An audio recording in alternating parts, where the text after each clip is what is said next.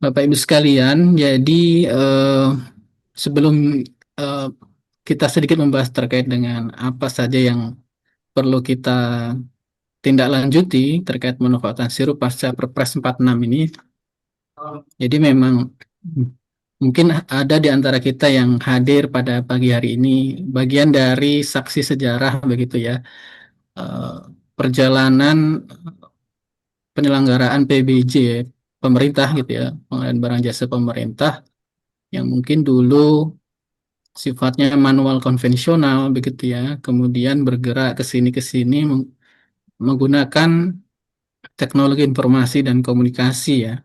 Jadi kita istilahkan secara elektronik dan kemudian kita bergerak kepada digitalisasi atau transformasi digital di mana mungkin tidak hanya sekedar elektronik namun beberapa fitur mungkin sudah dikembangkan untuk otomasi proses begitu ya. Tidak lagi kemudian hanya sekedar mengunggah dokumen ya, kemudian jadi elektronik, namun dari proses mengcreate dokumen dan proses transaksi sendiri itu sudah berada di sistem begitu. Nah, sirup sendiri menjadi salah satu eh, aplikasi tools begitu ya yang kemudian kita manfaatkan bersama khususnya untuk mengumumkan rencana umum pengadaan begitu. Jadi sirup ini adalah aplikasi berbasis web yang sebenarnya tidak perlu diinstal gitu ya, tidak perlu diinstal, dia berbasis web. Bapak Ibu bisa googling kemudian ketik sirup LKPP begitu ya, pasti insya Allah akan ketemu sirup yang kita maksud begitu ya, dan bukan sirup-sirup yang lain. Jadi sebagai alat untuk mengumumkan rencana umum pengadaan RUP ini atau rencana umum pengadaan ini Bapak Ibu saya kira sudah tidak asing ya. Ini adalah salah satu output dari proses perencanaan pengadaan yang dilakukan oleh PPK terutama. Nah, di dalam aplikasi Sirup ada beberapa kita perlu tahu juga ya siapa saja sih yang terlibat di dalam pengelolaan atau penggunaan sirup ya kaitannya dengan penyusunan dan pengumuman RUP. Jadi kita mengenal ada istilah atau peran ya role admin PPE ini Bapak Ibu atau admin pusat pelayanan elektronik biasanya ada di UKPBJ gitu ya satu kementerian satu lembaga satu pemerintah daerah itu satu gitu admin PPE sirupnya. Ya nanti yang akan mengelola Satker atau SKPD, kemudian membuat akun akun di bawahnya ya, yaitu PA dan KPA begitu. Nah ini jadi ada admin yang pusat pelayanan elektroniknya. Kemudian ada pengguna anggaran, akun pengguna anggaran, ya ini pengguna anggaran Bapak Ibu juga sudah tidak asing.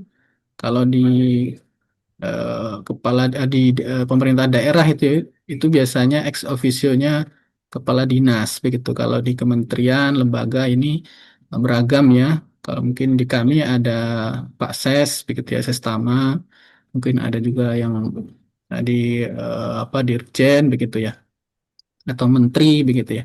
Nah, ini ada perannya juga nanti di sirup dan juga ada kuasa pengguna anggaran. Kuasa pengguna anggaran ini adalah pejabat yang diberikan wewenang ya Bapak Ibu oleh PA ya untuk menjalankan sebagian dari kewenangan dan tanggung jawab PA. Nah, kalau di daerah mungkin ada yang punya KPA, ada yang tidak begitu ya. Jadi beragam juga. Biasanya mungkin setingkat di bawah eh, kepala dinas mungkin ya. Kalau maaf tadi untuk PA kalau di kami itu kepala LKPP begitu ya, kepala lembaga menteri. Nah, KPA-nya Pak Ses begitu ya. Nah, ini beragam, ada yang di level eselon 1 begitu ya. Kalau di daerah mungkin di kepala dinas, KPA-nya mungkin satu level di bawah kepala dinas. Kemudian ada juga PPK atau pejabat pembuat komitmennya. Atau Bapak Ibu yang di daerah biasanya menyebutnya PPKOM begitu ya.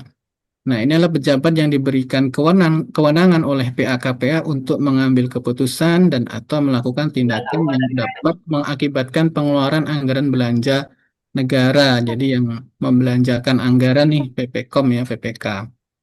Di Sirup tentu ada peran yang bahkan sentral ya perannya di penyusunan RUP. Kemudian yang terakhir adalah admin RUP.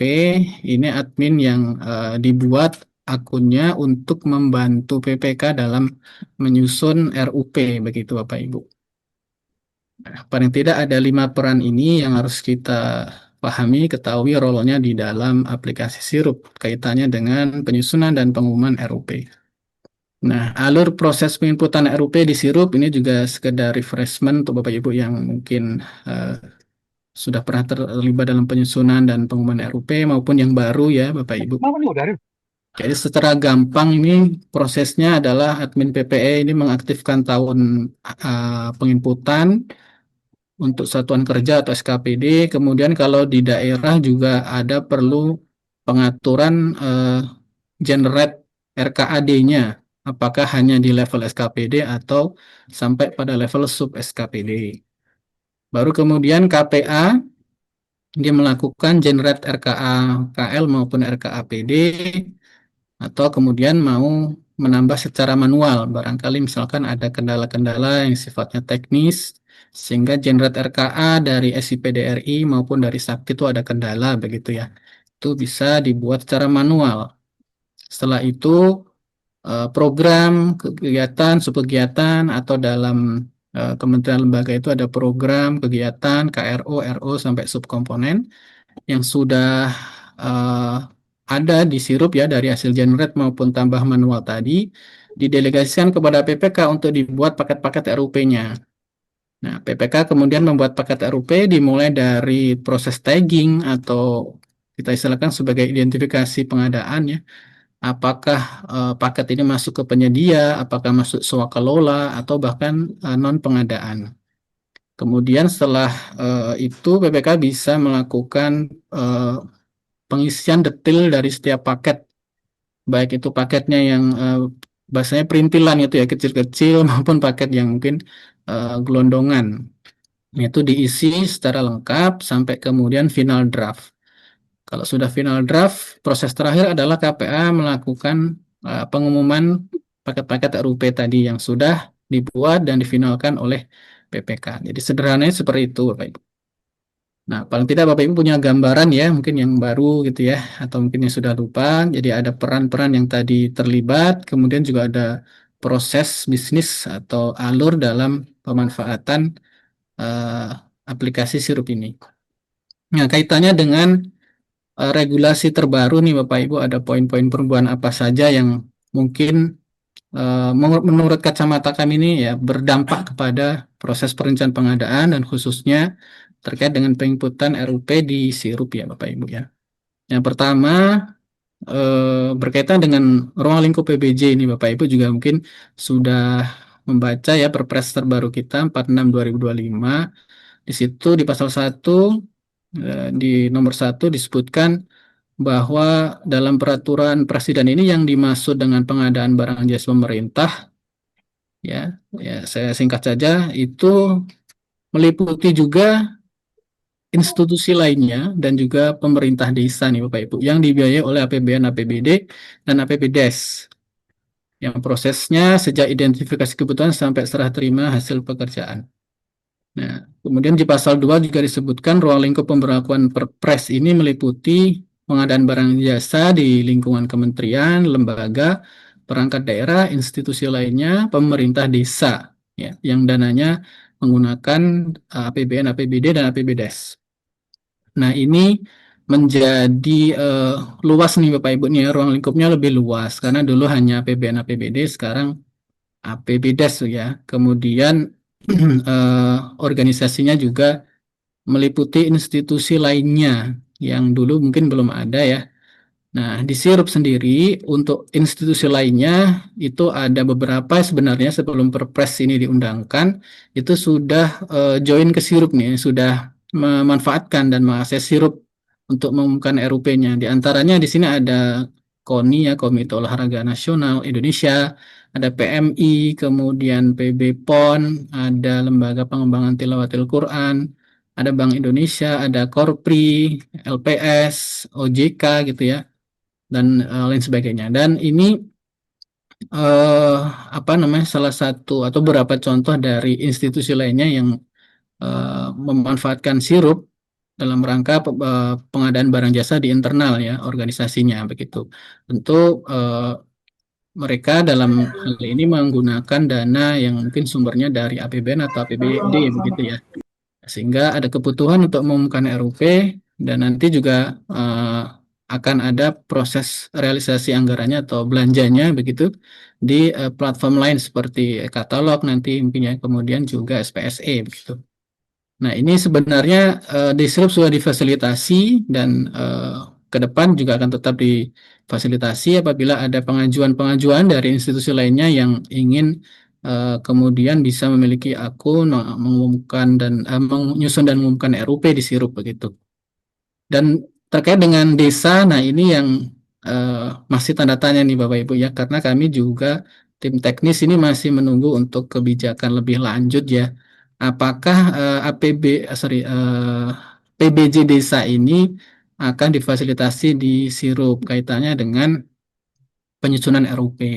Karena menjadi pertanyaan sendiri apakah apa namanya PBJ desa ini nanti akan ada kebijakan untuk menyusun RUP juga begitu ataukah tidak begitu seperti institusi lainnya ini sebenarnya tidak wajib mengumumkan RUP ya karena apa namanya dulunya ya sebelum Perpres diundangkan ya karena memang belum ada regulasi yang mengatur kewajiban itu dan juga kebutuhan apa namanya belanjanya rata-rata untuk e-purchasing gitu. Tapi dengan Perpres yang baru ini tentu yang menggunakan APBN, APBD dan APBDes mungkin ya karena kita menunggu peraturan turunan harus juga mengumumkan RUP di Sirup. Nah, kalau misalkan nanti di APBJ Desa diatur untuk mengumumkan RUP, kita akan fasilitasi juga begitu ya.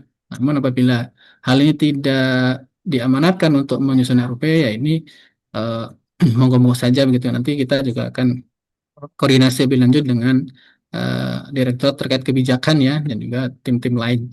Nah, isunya mungkin berkaitan dengan regulasi tadi, juga SDM di desa, proses bisnisnya, kemudian struktur organisasi di sana, apakah nanti juga relate dengan proses bisnis yang sudah kita bangun di sistem, atau layaknya di kementerian, lembaga, dan pemerintah di perangkat daerah, begitu ya. Nah, itu menjadi isu yang mungkin akan dibahas di kebijakan berikutnya. Nah, kami tim teknis menunggu itu ya. Kemudian kedua adalah berkaitan dengan penyusunan spektek ya, spesifikasi teknis atau KAK. Ini disebutkan di pasal 19 bahwa PPK dalam menyusun spesifikasi teknis atau kerangka acuan kerja barang jasa menggunakan produk dalam negeri. Sebagaimana dimaksud pada ayat 1 huruf A, menyesuaikan dengan kemampuan industri dalam negeri, sebagaimana tercantum dalam daftar inventarisasi barang jasa produksi dalam negeri yang diterbitkan oleh kementerian yang menyelenggarakan urusan pemerintahan di bidang perindustrian. Nah, ini Bapak Ibu, nah terutama PPK nih Bapak Ibu ya, karena memang penyusunan spektek dan KK ini tugas PPK atau PPKOM. Nah, di Sirup memang tidak ada semacam fitur tersendiri untuk proses penyusunan spektek dan KAK ya, begitu. Nah, kita tahu bahwa spektek KAK ini bagian dari proses perencanaan pengadaan ya, yang dilakukan oleh PPK termasuk HPS juga. Nah, tapi di Siro memang tidak ada fitur khusus untuk menyusun itu atau kemudian menetapkan spek TKK-nya di situ di aplikasi belum ada. Jadi eh, tentu PPK bisa menyusun spek TK dan KAK-nya mungkin di luar sistem begitu. Nah, namun di dalam menyusun RUP, ketika melakukan detailing paket, yang mengisi detail dari paket, di situ ada field yang perlu diisi PPK. Di antaranya adalah terkait uraian pekerjaan dan juga spesifikasi pekerjaan ya. Ini bahasa umumnya karena untuk spektek ini adalah dokumen yang apa namanya melekat di dalam dokumen persiapan pengadaan barang, Bapak Ibu ya, barang jasa lainnya gitu ya. Sedangkan KAK ini untuk jasa konsultansi kan, sebagaimana kita ketahui bersama. Nah, ini di Sirup kita gunakan bahasa-bahasa yang mungkin mengcover semua itu. Jadi ada uraian pekerjaan dan spesifikasi pekerjaan. Nah, ini Bapak Ibu bisa isi untuk spesifikasi pekerjaannya seperti spektek yang disusun ya di luar sistem tadi mungkin dilengkapi begitu ya. Tidak harus kemudian di copy paste semuanya begitu, tapi cukup menggambarkan spesifikasi dari pengadaan yang akan dilakukan, juga uraian pekerjaan berkaitan dengan barang itu akan digunakan untuk apa atau dalam rangka apa begitu ya Bapak Ibu ya. Silakan diisi dengan lengkap PPK-nya. Nah, kemudian dalam menyusun spek teks sebagaimana amanat Perpres 46 2025 ini di pasal 19 tadi, nah, PPK perlu melihat-lihat nih Bapak Ibu ya di daftar inventarisasi barang jasa produksi dalam negeri. Nah, ini biasanya Bapak Ibu bisa akses di websitenya P3DN Kemenperin Bapak Ibu atau tkdn.kemenperin.go.id. Nah, di situ Bapak Ibu bisa mengecek untuk apakah kebutuhan barang atau jasa yang akan saya adakan ini ada PDN-nya begitu, karena kita diamanatkan untuk pro PDN, memprioritaskan produk dalam negeri begitu ya sebisa mungkin kalau memang barang itu ada dan volumenya juga mencukupi begitu ya. Sehingga di sini kita menjalankan seperti itu. Berikutnya terkait dengan UMKK nih, usaha mikro, kecil dan koperasi, dan juga berkaitan lagi masih tentang PDN. Di pasal 20 disebutkan di situ dalam melakukan pemaketan pengadaan barang jasa, PPK wajib mengalokasikan paling sedikit 40% nilai anggaran belanja barang jasa untuk menggunakan produk usaha mikro dan usaha kecil serta koperasi dari hasil produksi dalam negeri. Jadi ini eh, termasuk hal baru, bukan mungkin prakteknya sudah kita lakukan sebelum Perpres diundangkan ya, tapi untuk secara eksplisit diatur di dalam Perpres ini merupakan hal baru ya. PPK langsung diamanatkan untuk mengalokasikan paling sedikit 40% anggaran belanja barang jasanya untuk produk dari UMKK yang PDN begitu Bapak Ibu. Jadi mungkin mungkin ya ada UMKK yang jualannya barang non PDN barangkali begitu.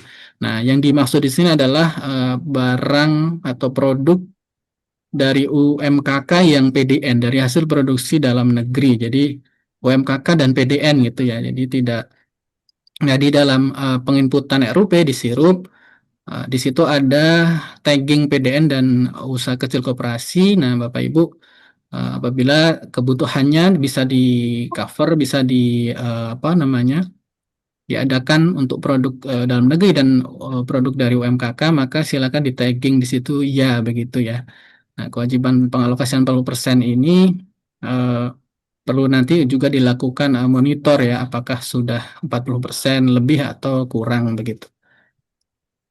Kemudian masih berkaitan dengan UMKK PDN, kita lompat ke pasal yang agak jauh ya, 65 dan 66 di 65, pasal 65 ayat 1 ayat 2 di situ disebutkan ya kewajiban dari KLPD nih untuk mengalokasikan paling sedikit 40% dari nilai anggaran belanja barang jasanya ya untuk di ayat 1 disebutkan untuk produk usaha mikro, usaha kecil serta koperasi dari hasil produksi dalam negeri. Jadi induknya atau organisasinya juga diberikan amanat untuk mengalokasikan 40% nilai belanja barang jasanya UMKK PDN begitu ya. Dan PPK-nya juga tadi di pasal 20 ya. Nah, kemudian di pasal 66 juga disebutkan bahwa kewajiban penggunaan PDN sebagaimana dimaksud pada ayat 2 di pasal 66 itu dilakukan pada tahap perencanaan pengadaan, persiapan pengadaan, dan pemilihan penyedia. Jadi di perencanaan pengadaan juga perlu dilakukan pengalokasian. Kemudian ketentuan sebagaimana dimaksud ayat 11 dicantumkan dalam RUP nih Bapak Ibu. Jadi di RUP juga perlu, makanya kami beri di situ tagging ya PDN UMKK begitu. Nah, di sini tentu tidak hanya menjadi apa namanya kewajiban dari PPK, namun sudah levelnya organisasi di situ ada KPA, ada PA begitu ya. Maka untuk itu menurut kami UKPBJ, PAKPA itu dapat melakukan MONEF ya, monitoring evaluasi atas ketercapaian alokasi PDN UMKK nih di setiap PPK yang ada di rentang kendalinya begitu pada RUP melalui menu Moner OLAP. Jadi di sirup itu ada menu namanya Moner, kemudian ada Moner statistik. Aduh, sebentar. Kayaknya ke lompat Mbak Kiki ya ininya. Ada yang Iya, nge-share ya. Mas. Iya, coba nanti Kayaknya multiple share, maaf ya Bapak Ibu kami ya. kunci dulu ya nanti. Siap. Oke, saya coba share lagi. Nah, oke, baik. Nah, jadi PLKPA, UKPBC melalui admin PPE nih Bapak Ibu itu bisa melakukan monitor terhadap eh, paket-paket yang sudah di-create dan diumumkan gitu ya per PPK, kemudian per paketnya itu bisa dilihat ya apakah sudah di tagging PDN UMKK atau belum. Nanti di total, kemudian dihitung apakah sudah 40% atau belum. Atau dashboard-dashboard lain itu juga bisa digunakan untuk monitoring evaluasi seperti dashboard sirup, ya, dia ada dashboard RUP, kemudian ada Big Box LKPP, ada AMEL, begitu bisa dilihat nanti. Baik, kemudian berikutnya berkaitan dengan strategi pemaketan nih Bapak Ibu. Tadi di spill ya Ibu Kapus ada supply by owner nih Bapak Ibu. Jadi ada strategi pemaketan yang mungkin tergolong baru ya Bapak Ibu ya bahwa eh, untuk material, untuk bahan ya, untuk mungkin barang ataupun peralatan dalam konstruksi itu bisa dibeli sendiri nih oleh PPK atau diadakan oleh ownernya, pemilik pekerjaan ya, mungkin dieksekusi oleh PPK begitu. Yang biasanya mungkin include di jasa konstruksinya ya, di pekerjaan konstruksi tersebut ada jasanya, ada peralatan, ada juga bahan material yang langsung diadakan oleh kontraktor. Nah, ini ada strategi baru mungkin dalam rangka efisiensi begitu ya, kemudian efektivitas begitu. Sehingga bahan baku material tadi disediakan oleh ownernya atau pemilik pekerjaan. Disebutkan di pasal 20A, pasal 20B ya, strategi terkait dengan supply by owner begitu. Nah, di ayat 2 saya langsung lihat ke ayat 2 disebutkan penyediaan sumber daya sebagaimana dimaksud pada ayat 1 dapat dilakukan dengan e-purchasing dan atau pemesanan berdasarkan kontrak payung. Jadi defaultnya begitu ya untuk beli material bahan baku barang yang dieksekusi langsung oleh ownernya, oleh PPK dalam hal ini itu lewat e-purchasing atau pemesanan lewat kontrak payung. Nanti e-purchasing ada penjelasan lebih lanjut ya, ada Mas Andi. Nah, di sini di sirup berarti Bapak Ibu selaku PPK bisa membuat paket-paket tersebut secara terpisah begitu ya dari paket konstruksinya dan kemudian dipilih metodenya e-purchasing begitu. Nah, jadi paket-paket yang bahan baku, material, barang atau mungkin peralatan tadi dibuat paket secara terpisah dan dipilih metodenya e-purchasing begitu Bapak Ibu. Kemudian terkait konsolidasi, jadi di pasal 1 ini disebutkan konsolidasi pengadaan barang jasa adalah strategi pengadaan barang jasa dengan menggabungkan kebutuhan barang jasa untuk mendapatkan hasil yang efektif dan efisien. Di pasal 21 disebutkan konsolidasi pengadaan barang jasa dilakukan pada tahap perencanaan pengadaan nih Bapak Ibu bisa lakukan ya. Persiapan pengadaan dan atau persiapan pemilihan penyedia pada pengadaan barang jasa melalui penyedia. Konsolidasi pengadaan barang jasa dilaksanakan oleh PA, KPA, PPK, dan atau KPBJ. Kepala LKPP melaksanakan konsolidasi pengadaan barang jasa secara nasional dan dapat menyerahkan tugas dan kewenangan kepada menteri atau kepala lembaga. Nah, di sirup Bapak Ibu eh, yang sudah pemain lama nih pasti sudah pernah melihat gitu ya atau bahkan melakukan pembuatan paket konsolidasi ya. Bahkan sebelum Perpres ini diundangkan kita sudah fasilitasi. Nah, konsolidasi-konsolidasi yang dibuat itu apa namanya berasal gitu ya dari paket-paket yang sudah diumumkan maupun yang baru di final draft itu sudah bisa disatukan, digabungkan. Nah, kemudian jadi satu paket ya akan menjadi satu kode RUP tersendiri begitu ya dan bisa langsung dilakukan tender misalkan pakai itu metodenya mau dipilih tender atau melalui e-purchasing misalkan seperti itu ya. Nah, namun salah satu catatan dari kami begitu ya, dari tim teknis bahwa saat ini paket konsolidasi di Seru itu belum bisa direvisi nih, Bapak. Jadi kedepannya mungkin akan kita kembangkan ya dalam waktu dekat fitur untuk merevisi paket konsolidasi ya. Sehingga harapannya kalau misalkan akan mengkonsolidasikan paket di Sirup ini eh, sebaiknya mungkin yang mungkin angkanya sudah fix begitu ya, jadi tidak masih dalam pembahasan atau seperti apa begitu. Nah, juga nanti konsolidasi bisa dilakukan di level UKPBJ ya, ketika akan persiapan pemilihan penyedia begitu. Nanti di SPSC oleh tim SPSC ya, Bapak Ibu ya. Nah, kemudian berikutnya terkait pengadaan langsung pekerjaan konstruksi ini, Bapak Ibu yang tentu saja sudah membaca di pasal 1 disebutkan pengadaan langsung pekerjaan konstruksi adalah metode pemilihan untuk mendapatkan penyedia pekerjaan konstruksi yang bernilai paling banyak 400 juta rupiah. Kalau sebelumnya 200 juta ya Bapak Ibu ya, sekarang 400 juta. Di pasal 38 juga disebutkan bahwa pengadaan langsung untuk pekerjaan konstruksi itu bernilai sampai dengan paling banyak ya, berarti sampai dengan 400 juta rupiah. Nah, disuruh Bapak Ibu eksekusinya bagaimana? Nah, PPK silakan memilih pengadaan langsung untuk paket-paket pekerjaan konstruksi ya sampai dengan 400 juta ya. Jadi bisa dipilih misalkan pagunya 390 juta nih, kemudian pekerjaan konstruksi jenis pengadaannya. Nah, di si metode silakan bisa dipilih untuk pengadaan langsung. Nanti di SPSC akan tentu terikot ya sebagai pengadaan langsung ketika akan dibuat paket-paket pengadaan langsungnya secara elektronik ya Bapak Ibu. Nah, kemudian repeat order dan e-purchasing jasa konsultansi ini juga nanti akan dibahas oleh Mas Andi ya.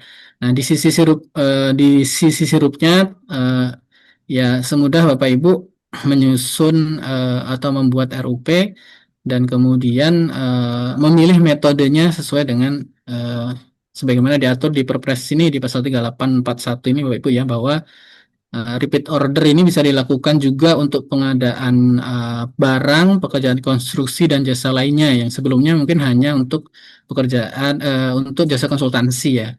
Nah, di sini barang, pekerjaan konstruksi juga jasa lainnya bisa repeat order. Nah, eksekusinya repeat order ini sebenarnya penunjukan langsung kalau kita bisa baca, kalau kita membaca beberapa Baru di grup itu kebijakan ngomong yang begitu. turunannya Bapak Ibu ya. Nah, sehingga paket-paket repeat Itu order pergi ikut silakan saya punya dipilih Ranger ini penunjukan langsung ya karena prosesnya mungkin penunjukan Nah, langsung. kemarin mama Kemudian udah juga bilang penyedia mau jasa konsultansi sono. lewat e-purchasing ini di sirupnya bisa langsung dipilih saja untuk jasa konsultansi yang memang direncanakan akan dilakukan di e-katalog, bisa dipilih metodenya e-purchasing.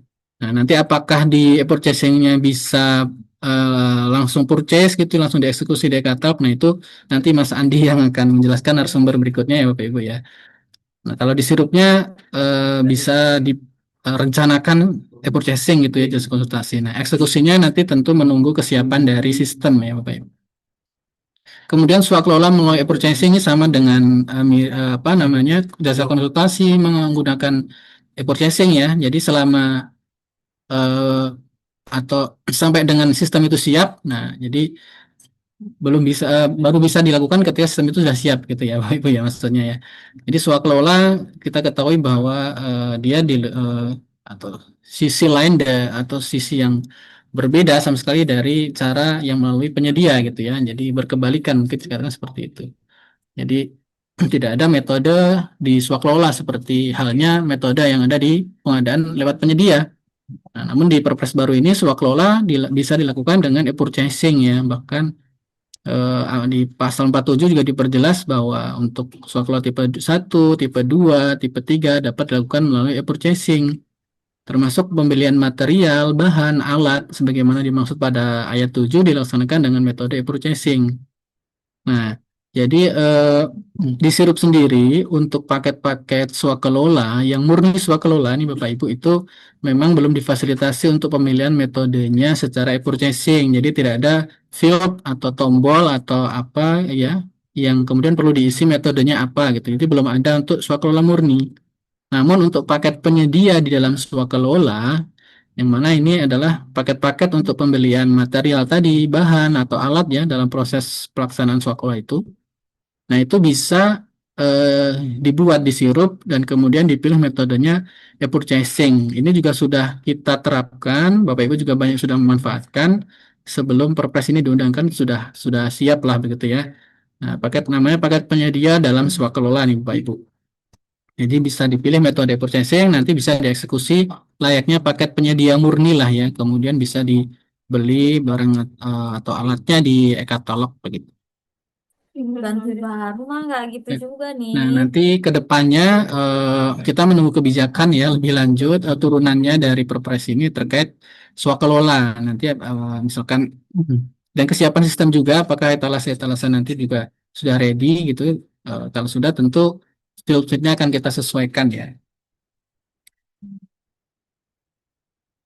Baik. Kemudian PBJ desa. Nah, baik.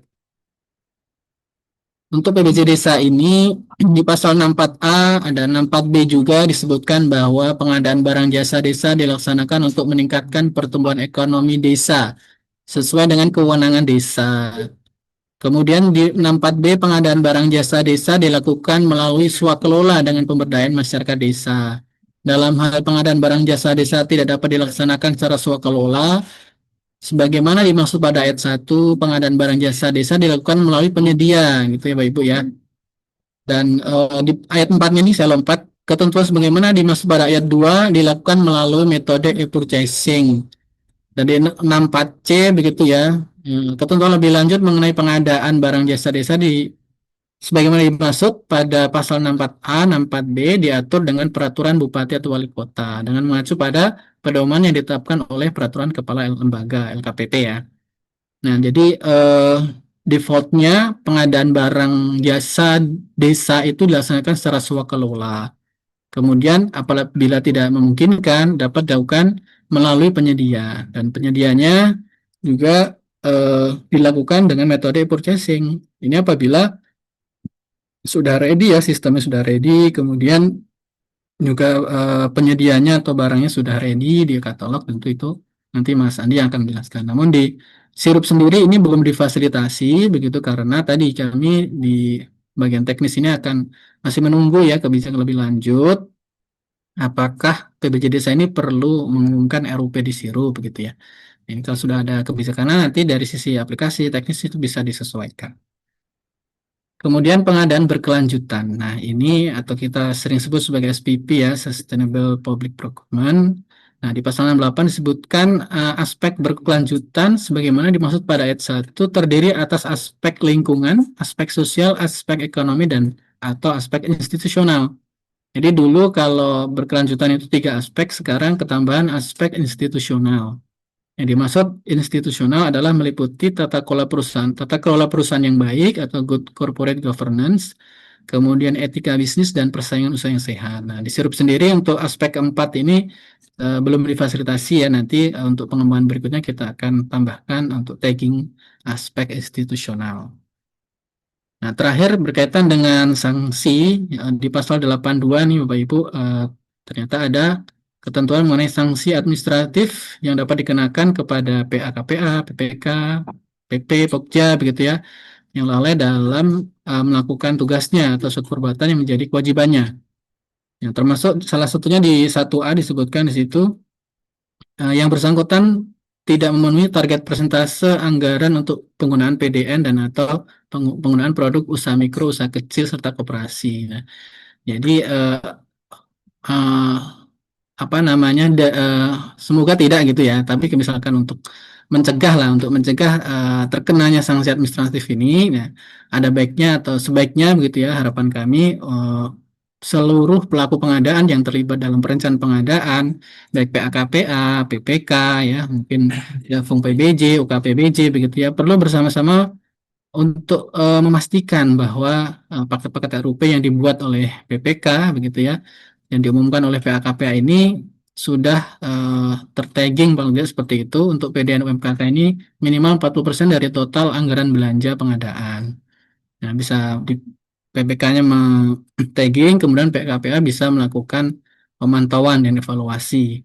Nah, baik dari tadi kita ada spill menu Moner gitu ya, menu Moner atau ada dashboard-dashboard yang dibuat teman-teman Monef begitu. Misalkan dashboard RUP, ada juga Big Box LKPP, ada AMEL begitu bisa dimanfaatkan untuk memantau data-data tersebut ya. Mungkin itu yang dapat saya sampaikan Bapak Ibu ya. Kurang lebihnya mohon maaf, saya kembalikan kepada Mbak Kiki. Silakan Mbak Kiki.